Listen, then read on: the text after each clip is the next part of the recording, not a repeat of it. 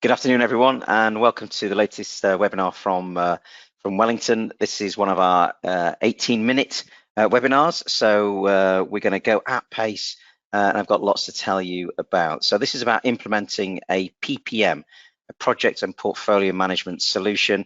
My name is Vince Hines. I'm the Managing Director of Wellington, and with me is my colleague, Baz. Hi, good afternoon, everyone. My name's Baz Kinder, Commercial Director of Wellington and Microsoft PPM Consultant. Back to you, Vince. Thanks, and hopefully you can all see the slides. Just a little bit, in our 18 minutes, a little bit about who we are. So Wellington, we're a project management consultancy headquartered here in the UK in Windsor, and we're a Microsoft Gold partner, and we're an accredited APM training provider as well. We also retain P3M3 Axelos consulting partner status, which I'll mention later on. But effectively, if you're looking to deploy Microsoft technology, develop your project management approach, your PMO, or looking for training, we work in all those fields. This is about how do we deploy a PPM solution. Obviously, our interest here from our perspective is a Microsoft solution, Microsoft project for the web, but we're not going to go into detail about that. We're just looking about the approach. We do a large piece of research each year called the State of Project Management. And as part of that, we ask hundreds of practitioners about the challenges they face. Number one, attempting to run too many projects. Number two, poorly trained project managers. Those are always number one and number two, but very close to that on number four, in our hit parade of disasters, is ineffective implementation of a PPM solution. Lots of organizations have solutions of all different types, and not potentially really getting all the benefit from those solutions. The latest tooling from Microsoft is very user-friendly and makes use of the Microsoft Power Platform and great reporting solutions such as Microsoft Power BI. So we recognize this is a challenge for a lot of organizations, hence this 18-minute short. So why are we doing this? Why are we looking to implement a PPM solution? Well, really, we're looking to improve our project management maturity or capability. As a start point, thinking about, well, where are we as an organization in terms of our maturity? Hopefully you can see my laser pointer. Level one, we kind of have projects and we bumble our way along with no real structure. Level two, the organization realizes actually for our large corporate projects, let's at least have a defined, consistent approach. Most organizations, really where we need to get to as a minimum is level three. Whether it's a large corporate project or a small local departmental project, let's have a consistent approach that's scaled to reflect the size of that project. That's where we want to get to. And we're not just implementing a PPM solution for the sake of it. It's actually part of a wider ambition, which is increasing our maturity. Now, on that point, again, just a quick dip into some stats. When we ask hundreds of practitioners, again, about their current level of project management maturity, about 35% are somewhat or quite satisfied with the current level in their organization. What's interesting is year on year, as we ask this question, that number gets lower and lower. I don't think it's because we're all getting worse at project management. I don't think that's the case. What I think is awareness of what good looks like is increasing. So more and more people are recognizing what good looks like and looking back in their own organization saying, actually, we could be better at this. What we therefore find is when we talk to organizations about developing capability, developing maturity, there's a big appetite. A lot of people recognize the benefit and are keen to engage, which is important because that's what we want. And one of the key messages you're going to get from me in this session is about engaging the community, our project management community, getting their buy-in into this journey that we're going to go through. So yes, we want to deploy the technology, but the other pillars that we need to consider is methodology, PMO, training and support. Have we got a consistent approach, a defined approach, a project management delivery framework that underpins the software? Have we got a PMO that's championing this technology and making great use of it and eliminating manual reporting? And is there training support, not just for the technology, but for the approach? You know, what's our approach to risk management? We should have that well defined. We should champion risk management, and we should have technology that supports that defined approach, all dovetailed nicely together. So the first thing we want to do then when we're deploying a tool is to understand, okay, where are we? What's our current project performance? Are we good at this? What are we good at? What are we bad at? What are our strengths? What are our weaknesses? What's the quality of our project data like? Have we got good schedules? Have we just got milestone plans? Have we got detailed plans? Have we even attempted to assign resources to tasks? What's our RAID log? Risks, actions, issues, decisions. What's the status of those? Have people actually got a risk log for their projects? We're all using different spreadsheets. Are they all different fields? What kind of consistency have we got? And a big driver here is often to think about what the reporting requirements are. If we know what the reporting requirements are, we can almost kind of work backwards from there to say, okay, this is what we need. Let's have a solution that fulfills that need. There is an opportunity to do a formal assessment of current state of project management. We can run what's called a P3M3 maturity assessment. And some of you may have experienced sort of an internal audit, or even external providers coming in with an audit and giving a view on current status. Just as a practical tip, what I would suggest, if you go to our website, there's a number of self-assessments that are available that you can use yourselves. So if you want to take that sort of litmus test, that dip check into where are we, then feel free to pull any of these. They're absolutely free to use. Pull these off our website to give you that first initial understanding of current state. If we know where we are, then we understand where we want to get to, and that's the point in this early stage, is to understand what are we looking to achieve. We could talk in project management terms about outputs and outcomes. We want to have a PPM solution, and what is the outcome we're looking for is high quality project data that enables informed decision making. You should be in a position where you can communicate that quite cleanly and crisply. They often talk about the elevator pitch, where we get in the elevator, get in the lift with the CEO, and we've got 30 seconds to tell them really what we're looking to achieve. So be able to have a clean and clear message, because what we need to do is get our stakeholders on board. And if we've not got a clear message that we're trying to achieve, then that's not going to help, because fundamentally we need to get people's buy-in. I'm going to talk about senior leaders in your organization first of all. If they don't feel any pain, then they're not going to feel a demand to implement a PPM solution. I'm quite happy with the information I'm getting. Don't need that. Let's do something else. So that we need to make sure there's good awareness there of what good project management is, having a consistent approach that's scalable, having clear, accurate project data, having a collaborative environment. All these things contribute to the reasons, the benefits of deploying a PPM solution. So we've got to get the senior decision makers on board, get them to champion this engagement, sponsor this engagement. And then, of course, the project management community itself, the project managers, PMO, team members, other sponsors, make sure you get them on side as to this project itself, deploying a PPM solution.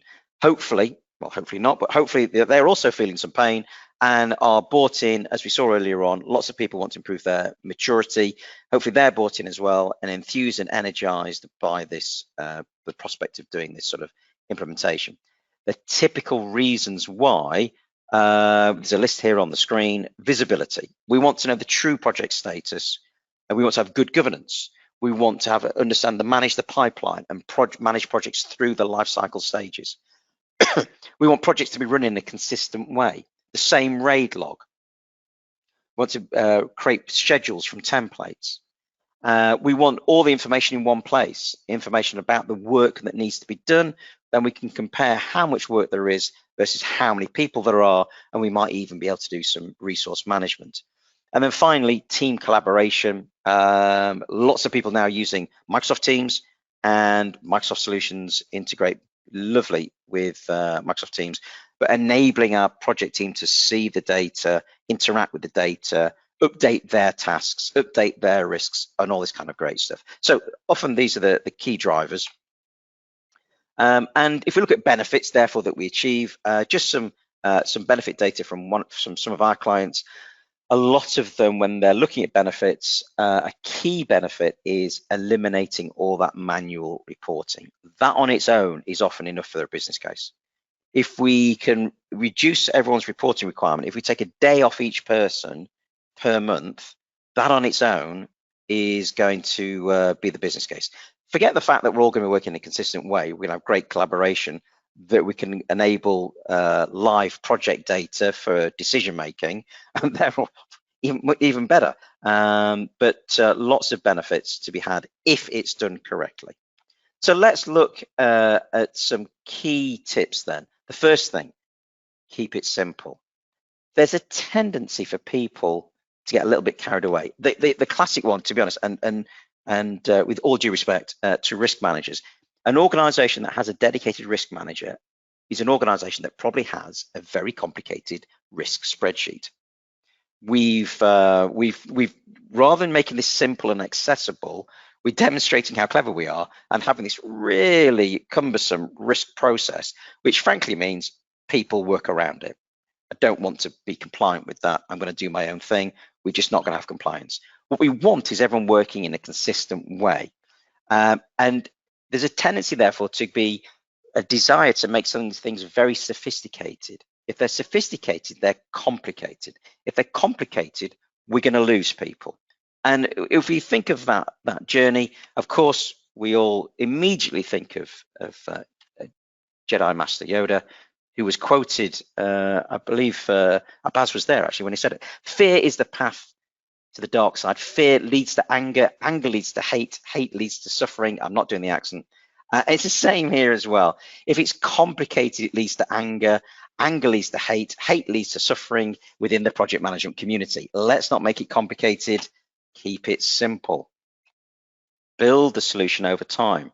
And think about the key objectives you're trying to achieve. Having a milestone plan for every project in the portfolio, if you don't have anything at the moment, that's a really big win. Now, rather than saying, well, we're going to have very detailed schedules that are resource loaded, let's take one step at a time. Let's just have a high-level plan for each project.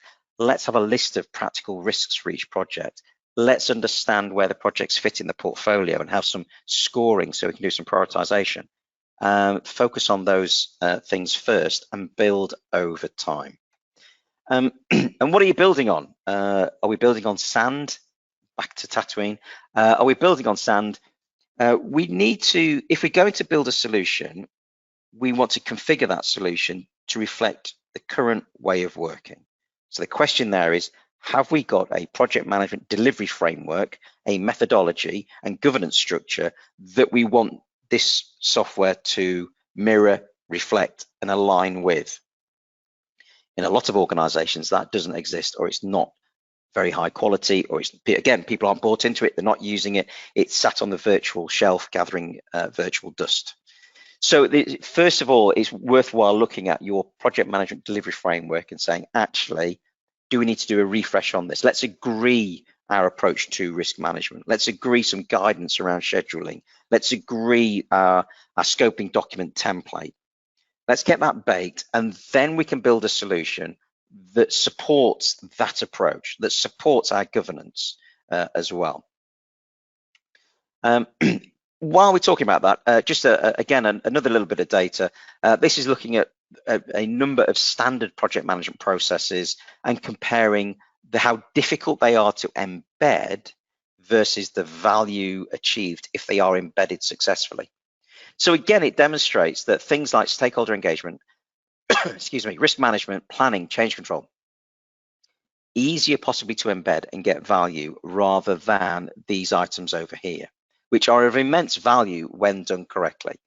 But again, this suggests to me, and I hate to use the business speak of low-hanging fruit, but let's focus on other areas on the left-hand side, get those embedded, get people bought in, demonstrate the win, and then over time move to these possibly more difficult processes, so we're not building on sand. So let's be clear about the scope. the number one reason why any project fails is scope creep or lack of scope definition. And in terms of this project, we can think about processes. What's in scope? Clearly having schedule would be part of it. RAID log, maybe a benefits log, lessons learned, resource management, cost management, document management. Let's be clear about where we draw the line on what is in scope. Which project management processes is the tool going to support? What reporting functions is the tool going to support and / replace? So, look at your Excel spreadsheets. I've got an Excel spreadsheet for RAID log. Okay, our goal here is to destroy those spreadsheets. We've got that very painful manual slide deck that's created every month. Okay, we want to get rid of that. So think about the processes that are in scope for this deployment. Think about the project data that's in scope for this deployment. We might cut that by types of projects or projects maybe in department A or at this location. We might even start with just this program. We're going to put this program into the solution. We'll start there. That's our phase one. And often people, again, if we think about costs, we might keep that separate for the time being. We've got a process. It's done by finance. It's clunky or whatever, but we can see that as a phase two. Let's not try and boil the ocean and do everything at the same time. And then people, what is our user community going to be? Ideally, we would start just with the project managers and the PMO. Let's make sure the data is high quality before then opening it up to team members, decision makers. There's nothing worse than people getting access to information, losing confidence in that information, and then being turned off it, and we've lost them then. So our focus initially is getting the project managers up to speed. Give them a honeymoon period. Give them a couple of months for them to learn the tool, become confident with the tool, and for the PMO to be working hard with them to ensure the quality of that data. So again, the key message through this is keep it simple. We've seen in our position, we obviously get lots of requirements documents from clients, and some of these are many, many pages long with hundreds of requirements. And someone must have spent an inordinate amount of time putting that together. And some of these requirements include, a line item for it needs to have the name of the project. It needs to have the name of the sponsor. It needs to be able to do finish to start links. These are a given. There's so much better is to focus on, say, for example, the reporting need. What data do you want to get out? That drives what we put in. So if you're in a situation where you're wanting to put together your requirements, as I said, I'll just caution against creating a huge spreadsheet of requirements. It takes an awful lot of time to do, and I feel it's just not worth the investment of time and effort. It's almost having a statement of what you're looking for from a scheduling perspective. What characteristics are we looking for would be more valuable than having such a large spreadsheet. And again, keep it simple and undertake a phased approach. So phase one, schedules, risk log. Phase two, cost and resource, is just an example of how we might break these kind of deployments down. The deployment itself, communicate. Clear communication to our stakeholders. We've had experiences before where people, team members or project managers have come along to a training session, and they don't even, they've been booked onto a training course. They don't know why they've been booked onto it. They don't know what the tool is. They've just not had the right level of communication. So some of the recommendations we'd make are things like lunch and learn sessions. Do very focused lunchtime sessions, like 18 minutes, 20 minutes, telling people about the solution, about the roadmap, about where it's being deployed first, about the guidance around scheduling, about the guidance around where documents will be stored, about how we'll generate reporting from it, and be able to demonstrate the benefit to project managers. The benefit to you is you won't have to create that manual report every month. The benefit to you is we can have a consistent approach across all the different projects. So selling it in that way, and making sure we do lots of education before someone turns up to training. Let's educate people. And of course, I'm talking about not just the project managers, I'm talking about team members, decision makers. The more comms we can do, the better. As part of the deployment, focus once the system's up, focus on data quality, as I mentioned earlier on. Support the project managers. Don't just train them and say, right, now you've gone through the training, now you've got to you've got to get your schedule in. Lots of support for them. What some of the things that we find work really well are drop-in sessions for community project managers. They know every Thursday at lunchtime there's someone available, and they can just come into that session and ask their questions and get that support. So really see a role here for the PMO supporting the project management community in understanding how to use the tool and ensuring quality of the data in there, really putting their assurance hat on and checking that data. Is that schedule at the right level? Have they got a risk log? Have the tasks got resource assigned? Are the documents in there? And you can also do a checklist for each project. Have we got these things in place, and supporting those involved. At the end of that deployment, about that phase of deployment, review where we are, reflect on what went well, what didn't go so well. Are we achieving the benefits? And then maybe we go, 3 months later, we go to phase 2. Now we're going to deploy cost management in the tool. We're building our way as we go. So a number of topic areas there. I'm definitely out of my 18 minutes. And I think Baz has just got a few final items to tell us before we finish this webinar. Baz? Yes, thank you very much, Vince. And to everyone that's tuned in, if you haven't done so already, then please do head over to our YouTube channel and check out some of the videos that are linked to today's topic. In particular, you'll find a beginner's guide to Project for the Web, as well as an overview of our Accelerator Plus Power App, which transforms Project for the Web into a PMO-ready PPM solution. And also take a look at the AB Customer Story webinar, where you'll learn a little bit more about their Microsoft Project for the Web implementation journey. So again, head over to youtube.com/Wellington PPM and take a look at the various playlists. And whilst you're there, please do not forget to subscribe. And if you'd like to learn more about the technology and maybe get a bespoke demo, then drop me an email to baz.kinder@wellington.co.uk. You can also find me on LinkedIn by typing in Baz Kinder, and of course you can find Vince by typing in Vince Hines. And whilst you are on LinkedIn, do also give the Wellington company page a follow as well, because we do share a ton of content on a regular basis and announce upcoming events. And I've already signposted the YouTube video. So Vince, any final words from yourself? No, hopefully that's useful for everyone, and good luck with your PPM deployments.